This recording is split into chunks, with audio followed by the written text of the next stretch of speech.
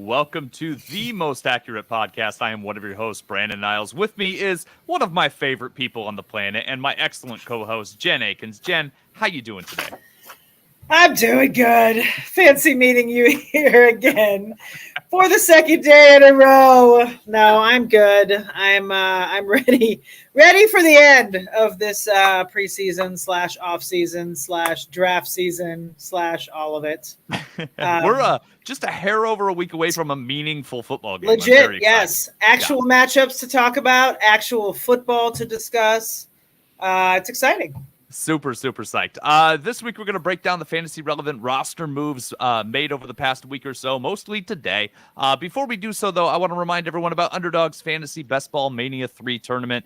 $10 million in prizes on the line, including $2 million to the first place finisher of that tournament. If you haven't already, head to 4for4.com/underdog. Find out how you can get a free 4for4 Pro or DFS subscription and a deposit bonus match with a new Underdog account. So, Jen.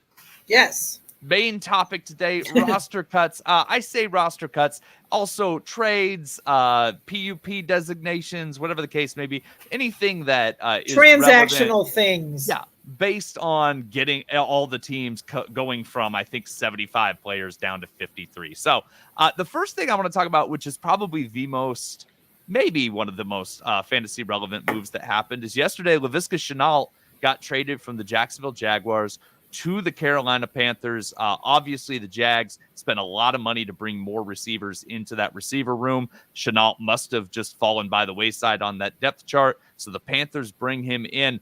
Number one, I'm going to ask you, Laviska Shenault leaving the Jaguars, does this change the way you view any of those Jaguars pass catchers or Trevor Lawrence? No, I wasn't. No, honestly, Laviska Shenault, listen, great prospect. He was exciting, but I mean, he didn't do anything with the opportunities he was given. I just feel like, I don't know, all flash, no substance, or whatever that expression is. I just didn't feel like, I don't know, I wasn't buying him this year. So I feel like him being out of there doesn't really change it. I mean, I'm still drafting Christian Kirk where I was drafting Christian Kirk. I'm still drafting, Zay Jones, everyone else that's there. I'm kind of, their ADPs and their spots in the pecking order don't really doesn't change. Based on how they were used, absolutely. Shenault did have 100 targets last year. He caught 63 balls, but he did. Exactly. Yeah, so there are vacated targets there, assuming Zay Jones, Marvin Jones are going to be the beneficiaries of that. But it's going to be interesting. Now, shifting over to Carolina, obviously DJ Moore, Robbie Anderson are the guys outside. Terrace Marshall was supposed to be that big slot receiver. Do you think that trading for Shenault lands him in that Terrace Marshall role, or do you think Terrace Marshall still has a role in the offense? That's tough to say, to be honest with you. I think it's up to them. I don't know. I think that it probably isn't great for Terrace Marshall having Laviska there. I don't think that. Yeah, I mean, it's really tough to tell. Like I said, I'm not a huge Shenault believer, but maybe a fresh start, maybe a fresh team. Maybe he will be more productive, more efficient. We'll have to see. I will say that, looking at ADP, since yesterday, Laviska has moved up 1.5 spots since yesterday, since going to the Panthers. So he is wide receiver 98 right now. He moved up from 215 to 213. So, people are obviously, in a little bit moving his ADP up. He's still free and cheap. So, people want to get in on that. He's still there. I know there's a lot of Laviska Shenault truthers out in the fantasy, in the industry, at least. I don't know about, regular fantasy drafters, but for me, I don't know. I don't even know that I'm going to sprinkle, to be honest with you. I think I'm leaving Laviska Shenault where he was before, which is not on any of my rosters. I'll sprinkle him in the last round of a best ball league now that there's a little clearer path to numbers for him, a team that just traded for him. Right. And you can get him cheap with Baker. Yeah, I mean, if you really wanted to do that, yeah. Yeah, but redraft leagues, there's not enough roster spots for me to put him on a roster. So so I'm not I'm probably a little more than you do, but not a whole lot different. Right. So let's talk about one of the surprise cuts, or at least surprising to me. Marlon Mack was cut from the Houston Texans. Obviously Dameon Pierce has gotten a lot of love over the last couple of weeks, had a nice preseason. Marlon Mack, I don't know if it was a health thing or a depth chart thing or what the case may be. But how do you feel about Marlon Mack's release and how that affects the Houston running game from a fantasy perspective? Well, I think that a lot of people have been, driving up, Dameon Pierce's ADP anyway, right? He's already, we're talking, he's a 7th rounder. He actually looked into it since yesterday. He's moved up 3.5 spots in one day, which is a lot. Yeah. That's a lot. Not positional spots, but ADP spots. Sure. So he's the RB24. He's in the 7th round. Like, he's in that dead zone now. If anything for this, I'm more on Rex Burkhead, right? If Mac is gone, Rex is going to be the pass. He was going to be the pass catching guy anyway. Now he's even more of that for me. So, Rex is free. He's RB82. Like, I had a little bit of him from early in the summer, but I think I might get a few more shares before the season kicks off. Like you said, he's free. I'm with you. This doesn't change my take on Dameon Pierce. He was already too rich for me, too expensive. I have some early off-season Dameon Pierce shares, and those will just sit, and that's nice. But you're right. Rex Burkhead becomes more interesting to me because now I'm not worried about his roster spot, and Marlon Mack's not around. So I'm with you. I think Rex Burkhead is the buy from the Marlon Mack news. I don't think it changes. I agree, but what do we think about Mack though? Like, is he going to show? I can't imagine he doesn't get a job. Is he going to show up somewhere and screw up a backfield for us? Is he going to murk it up? I don't think so, honestly. No. I feel like this was the most open backfield, right? So unless it's like an injury situation or something, like I could see if Minnesota trades Alexander Madison, I could see maybe they bring in Marlon Mack as a backup, but I just don't think I think he's past the point of being relevant enough to actually murk up a backfield. Just me. I'm just wondering for all the people that did draft Marlon Mack this offseason and now they're stuck with those shares, will it pay off somewhere, some way? He'll lay in somewhere probably, but who knows? The running backs, they fall off a cliff. They do it very fast. It may be one of those things where he gets a job in week 6. You never know. So let's talk about Baltimore, the Baltimore running situation, right? So Kenyon Drake was cut by the Raiders last week and comes over to the Baltimore Ravens. Ravens cut Tyler Beatty, their 5th-round rookie, who I was a little surprised that they cut him. I thought he'd at least get some special teams role, but he's gone. Gus Edwards is placed on PUP, so he's going to miss at least the first 4 games of the season. J.K. Dobbins is not on PUP, but not guaranteed to start week 1. So that Baltimore running back room with Edwards out of the situation for a few weeks and kind of a more streamlined depth chart, how are you approaching those guys? Well, don't forget they're about to sign Kenyon Drake. So that's kind of what's... Oh, I thought I said that, but... Oh, did you? I'm sorry. No, okay. No. Well, in the recap, you didn't mention him, so I wasn't sure if you said it earlier or not. I thought I did, but my bad. Okay, so we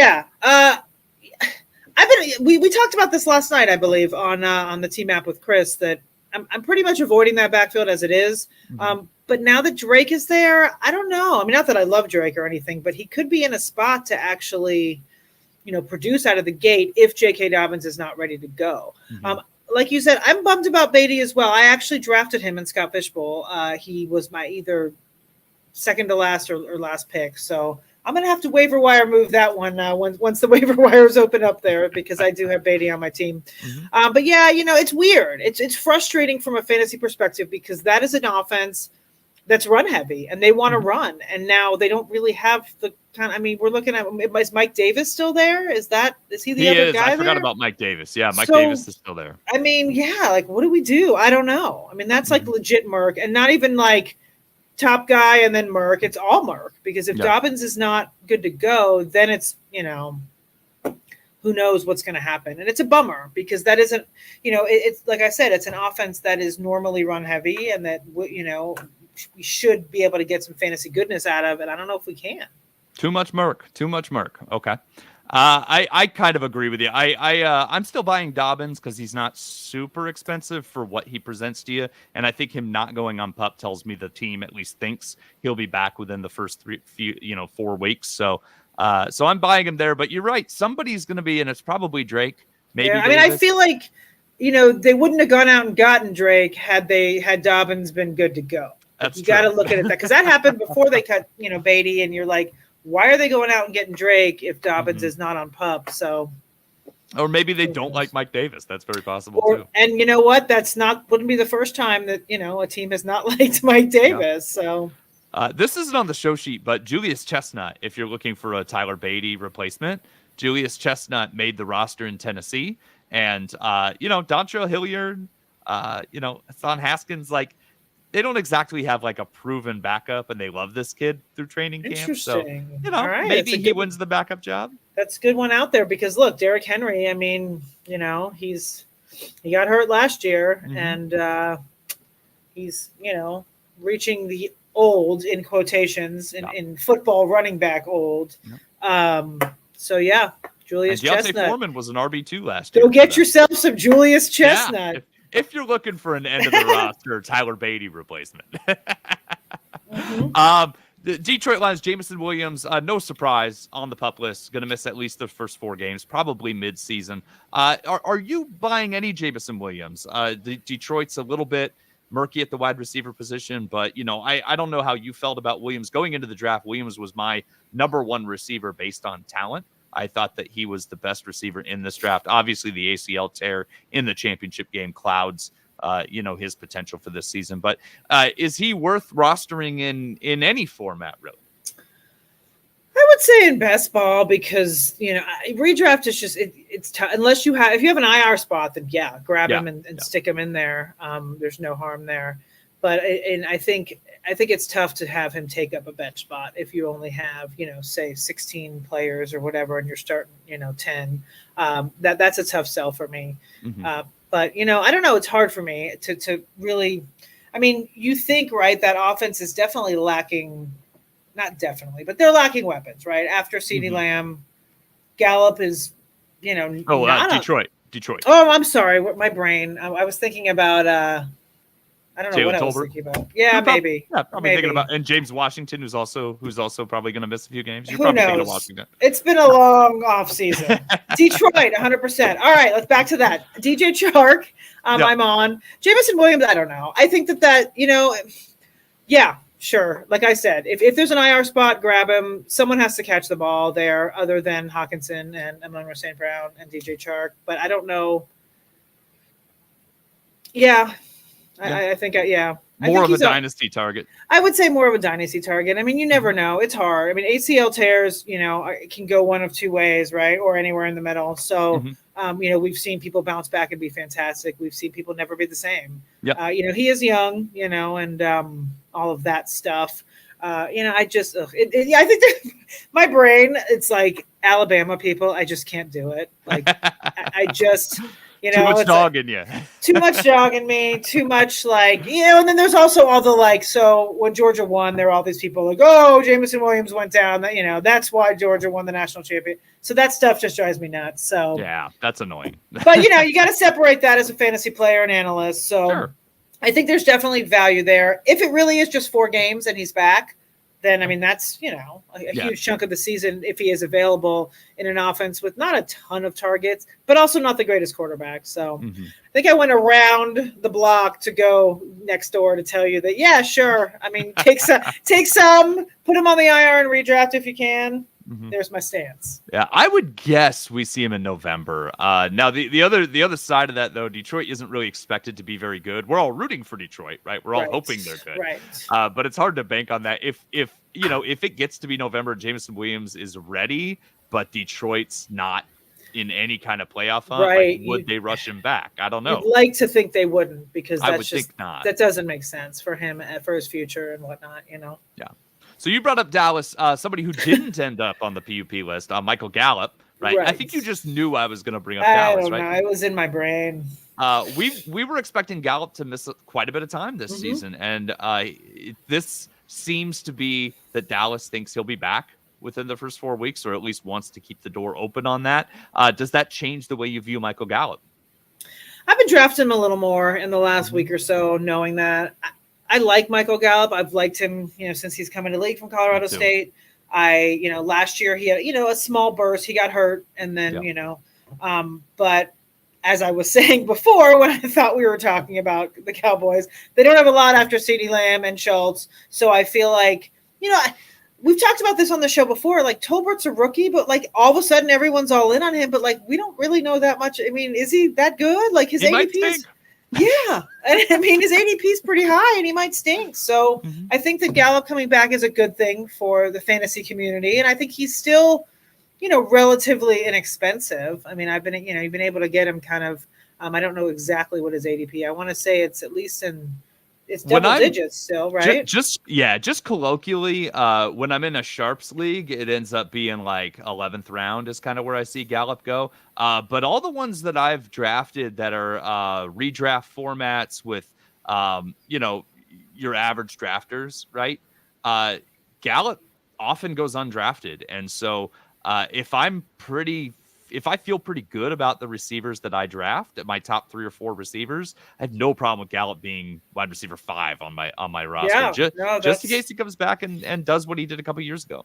Yeah, and him and Dak have a good rapport. I mean, he's so I feel like, I mean, it's totally cliche, but if he's healthy, I think he's going to outproduce where he's being drafted, especially if he doesn't miss any time. Yeah, I agree. Let's go to a couple tight ends. OJ Howard gets cut from Buffalo. Is that anything, Jen? He's a big name, so I wanted to include it. But he's a big name, but why? Like he's not really. It's like we keep expecting these big seasons from him, and we just keep being disappointed. So I think he'll get a job somewhere. Tight ends is tight ends, right? I feel like he'll get a job somewhere, but I feel like he always kind of ends up being more of a blocker. It doesn't really happen for him. I feel like he's been, we were talking about Laviska Shenault. It's kind of a similar situation. Like he's been in spots where he should be producing, Tampa Bay. It just didn't happen. So, good for him. Hopefully he'll get a job somewhere, but I'm not drafting him. I don't think it moves the needle. Yeah, me neither. Really doesn't change. I already liked Dawson Knox. Doesn't really change anything there.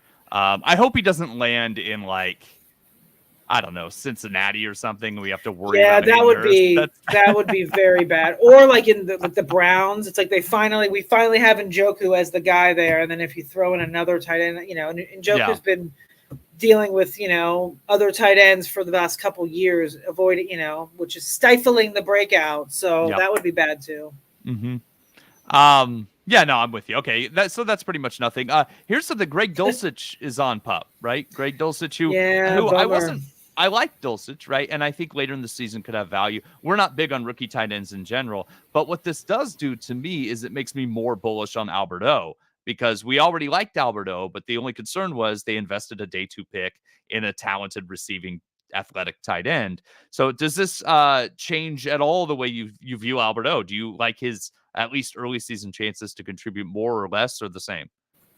I think it's about the same for me. I don't know what it is. I just can't seem to get in on the Albert O hype in this offense. I'm not really sure why. I just can't seem to get there. I don't know if it's I don't know. I don't know if it's Russ's just kind of inconsistency with tight ends, or obviously the whole offense is new. It's totally different coaching. It's new everything. So we don't really know what's going to go down. But I don't think him being on, out for 4 weeks really is going to change anything. Because I don't know, he's a rookie. So I don't know. He wasn't going to come out of the gate and produce anyway. I think he's a late season guy anyway. So if he just heals up and then comes along, I think he'll be fine. I still have no problem with people drafting, Dulcich at the end of best ball. I mean, I think in redraft, you can't draft Dulcich. I think Alberto, I would just draft him where I would have drafted him anywhere in redraft. So I don't think this changes much. I mean, it's a bummer because I like Dulcich, and I think it would have been fun, to see if they use him in 2 tight end sets or what they did there. But the fact that it's only 4 weeks, so I think that in a rookie situation, he wasn't going to, like I said, he wasn't going to bust in there and light up the scoreboard from the get-go anyway. So I think it's, it is what it is. Okay. That makes sense to me.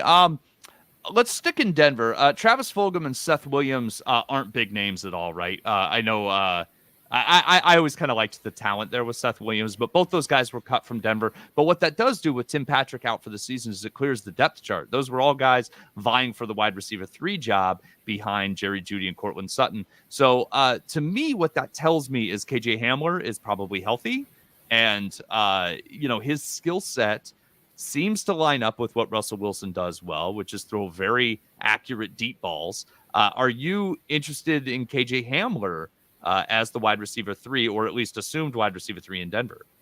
Yes, I have been drafting KJ Hamler all summer. I'm definitely interested in him. I also, do you know, I don't have a thing.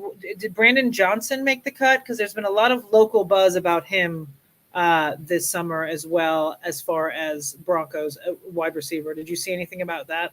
He didn't stand out to me anywhere. So, and Okay. I haven't been plugged into the local buzz. So, okay. Well, there was a lot of talk about him in training camp. I live here in Denver, and I get, my Twitter feed is a ton of local people. So like, there's a lot of buzz about Brandon Johnson. I don't know if he was waived injured. Okay. He was waived injured. Okay. Okay. So he's not there. So then, yes, thank you, Sal. So yes, either way, yes. So KJ Hamler, I was in anyway. We saw the talent, last season before he was hurt. And I know that these guys like him, and they paid him some money. So high ankle sprain 2 days ago. KJ Hamler, I don't know. Brandon Johnson. Oh, well, he was already okay. That's why waived injured. Yeah. Perfect. That's a bummer because I think I drafted him a couple times, but that's okay.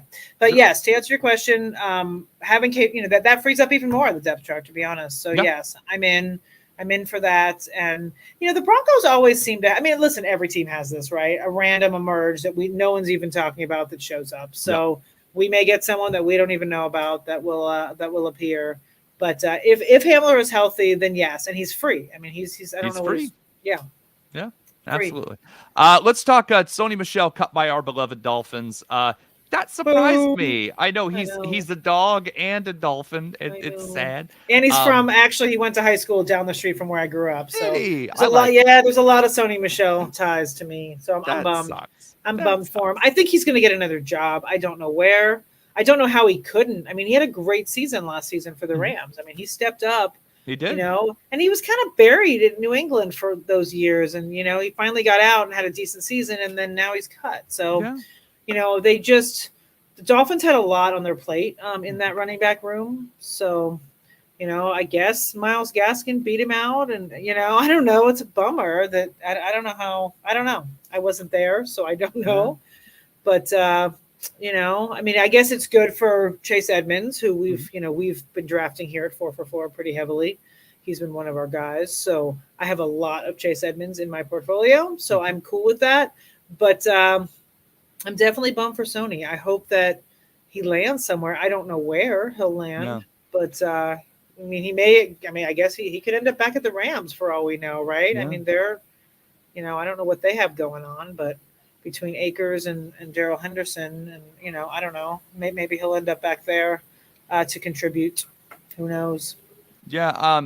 I tell you what I do like. I do like Raheem Mostert after this. Not that I didn't think he'd already get touched. But I think until he gets hurt, I think he's going to be very productive. I think he's going to get the touches that maybe I thought Sony Michel might. Yeah, I mean, that's the key until he gets hurt. Not if, but until when. That's the thing. Listen, he's great, but he just cannot stay on that field, But I'm sure, there's a Mike McDaniel connection with him. He's there for a reason. Yep. I can't get myself to draft him, and I know that I should for the reasons that I just mentioned. I mean, he's obviously, they kept him. He's, he has rapport with McDaniel, and they brought him there for a reason. I just, I can't seem to click that button, but I think I probably should here in the next week. Just in best ball. I wouldn't take him in redraft. I've got him in a lot of best ball. I have him in one redraft league where I have 20 roster spots. Oh, yeah. Okay. That makes sense. I've got a deep enough bench to stash him there just in case. Let's go to the 49ers real quick. I'm skipping around a little bit, but let's go to the 49ers real quick. JaMychal Hasty is cut. He was their pass catching back last year. He really was. So now we've got Tyrion Davis-Price on the roster. Trey Sermon still on the roster. Obviously, Elijah Mitchell is the guy. But with with Hasty out of the way, which of those San Francisco running backs do you think is more likely to be productive in the event that Elijah Mitchell struggles to stay healthy again? Did Jeff Wilson make the cut? He did, yeah. Wilson still. I love Jeff Wilson. I can't quit. I can't quit him. I just can't. I always seem to draft him, so I do like him. Sermon. It's gross to even think about because he absolutely slaughtered the entire fantasy community last year. So it's tough. But they kept him. So You know, and they did not get rid of him after he was in the absolute doghouse last year, and he didn't, you know, doghouse fantasy wise, doghouse real life wise. So, but yeah, the rookie is also intriguing. I mean, listen, we know with the what the shenanigans, Shanahanigans. You know, you always have to have a piece of that backfield because you just don't know what's going to happen. But like you said, I mean, Eli Mitchell, sure, he's the guy. He could get hurt again too, and then we're looking at any one of those guys could be the guy. You know, they're definitely a go with the hot hand type of, you know, offense / backfield. So I think a piece of any of those. I think though in redraft, I don't know that I would invest in any of those guys outside of Mitchell.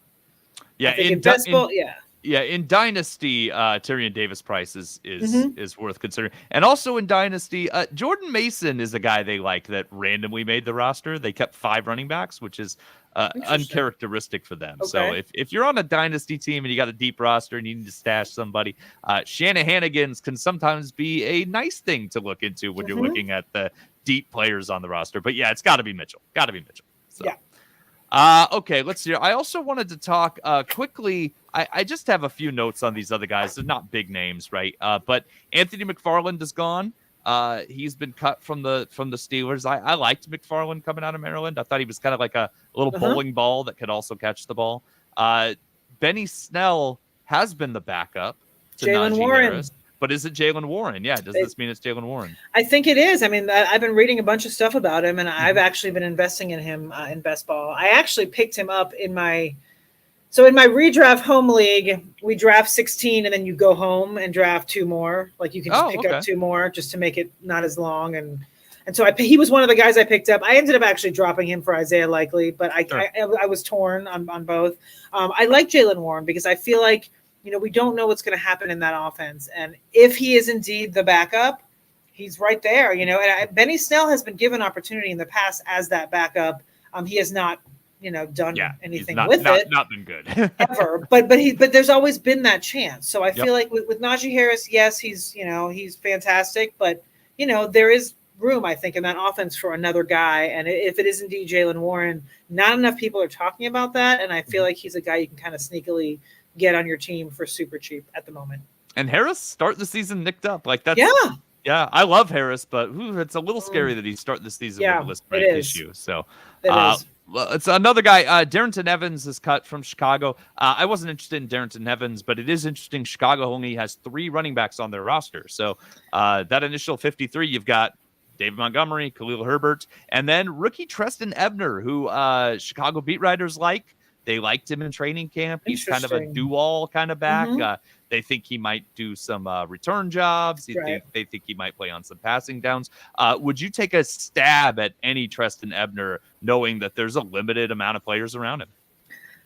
Possibly, but that makes me feel like they may bring in one of these free agents, right? I mean, maybe they didn't love, you know, Evans enough and the other guys that they let go, that maybe in their mind they're like, all right, let's just roll with these 3 and then we'll pick up the scraps of after everyone else cuts their players. So, you know, that might be the case. Honestly, Ebner, you know, and all this offseason, this is the first I'm hearing of this person. So now I'm like, ooh, once we're off the pod, I need to kind of look it up and maybe I will sprinkle him in. But, you know, I do like Herbert. Herbert has shown that he can, you know, be the guy when he needed to be the guy last year when Montgomery went down. So I do like Herbert, and Herbert is still pretty cheap. So I have been getting him. I mean, Ebner, I would think would be a dynasty guy or somebody if you were really, really deep in a roster to grab. But, you know, I wouldn't be surprised if Chicago did add somebody. That makes sense. I would think that they'll probably add some. That's a good point. Final guy I want to bring up, Ian Book, cut by the Saints. Again, not a player I was interested in anyway. Andy Dalton has won that backup job, but only 2 quarterbacks on the roster, one coming off a major knee injury and one coming off looking awful, right? So Taysom Hill still on the roster, listed as a tight end. Are you drafting him? You know, our coworker, TJ Hernandez, is all about him. I just can't do it. I don't know. It's a mental thing with me. Like, I don't know. I can't fathom that if he's tight end eligible and he starts at quarterback, though. But like wasn't that Sean Payton thing? Like he's gone. Like, are we done with this? Like I don't know. I can't. It might be true. He has been officially moved to the tight end position. I just, this is not much. I feel like it's quarterback. But I mean, I feel like maybe in an emergency situation, sure, but not enough to count on for fantasy, like to have on your best ball roster. I don't know. I feel like wouldn't it? I mean, I don't know. Is Adam Troutman the official? Like, do you think he's the starter? Or for now he is. Like, So. Yeah, I just can't get behind the Taysom Hill thing. I feel like Jameis, listen, anyone can get hurt on any given day. We know that. But sure. I think Jameis, if he's healthy, will hold on to that job all season. And I just don't see it. I don't know. Unless they have, our producer Sal is telling us to draft Taysom Hill everywhere, which makes me not want to draft Taysom Hill everywhere because it's do the opposite of what Sal says. Also, to be fair, Sal, longtime Taysom Hill supporter. I know. I'm just kidding, of course.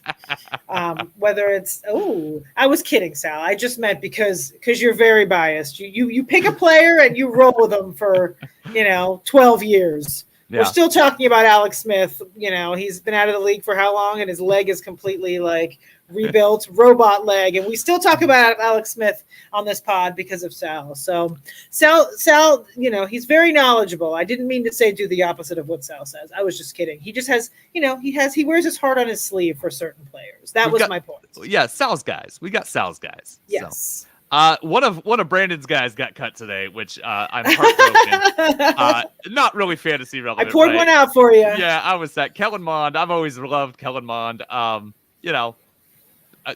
We're all wrong about some players. Hopefully, Kellen Mond gets another chance somewhere.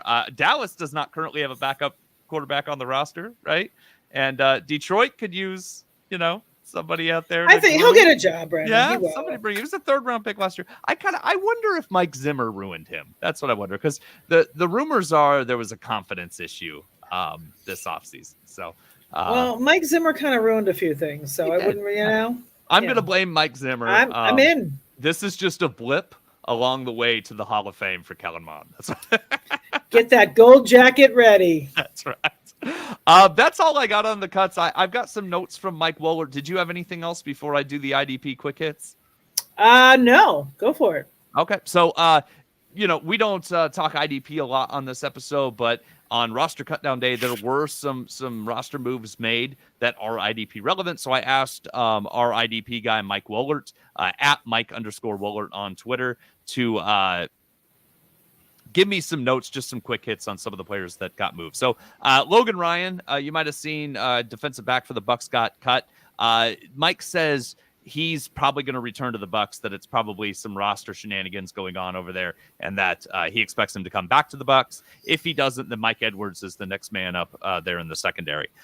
Chase Young lands on PUP, so he's out for at least the first 4 games. He's highly drafted as an interior or as an edge rusher, defensive lineman. Mike says he's more of a name brand as opposed to an actual producer. His pressure rate 10% in his first 2 seasons, and now will miss 4 games. So he says Montez Sweat is the defensive lineman to target in Washington. Young falls to a defensive line 3 or 4. Chauncey Gardner-Johnson got traded from the Saints to the Eagles. He's the safety for the Saints. Avonte Maddox is going to be the nickel corner for the Eagles now, it sounds like, and that Chauncey Gardner-Johnson will play safety, enters the DB3, DB4 conversation now that he's in a full-time safety role. I got 3 more players. Anthony Harris was released. He was the starting safety. So now he's gone, coming off a 100-tackle season. So if somebody else picks him up, he could be a waiver wire spoiler for somebody. So keep an eye on him. Mike was sad. Kimoko Toure got cut from the San Francisco 49ers. Thought he'd have a shot as the 3rd defensive lineman there. Watch it, see if he can show up somewhere. And then finally, Shaquille Leonard, formerly known as Darius, won't start the season on PUP. That's big news because he's in contention for the number 1 linebacker spot. So we're prepping like he's going to be ready for week 1 now, rather than the question marks that have been leading into today. So those are Mike Wohlert's notes. Go and definitely follow Mike Wohlert on Twitter at Mike_Wohlert. He is the best IDP follow on Twitter, in my opinion, and just a good person in general. So that's all I got. Jen, thank you so much. Always a pleasure. Listeners, don't forget to subscribe to this podcast. You can follow us on Twitter at The Monday Mommy and at 2 Guys Brandon. Thanks for checking us out and have a good day.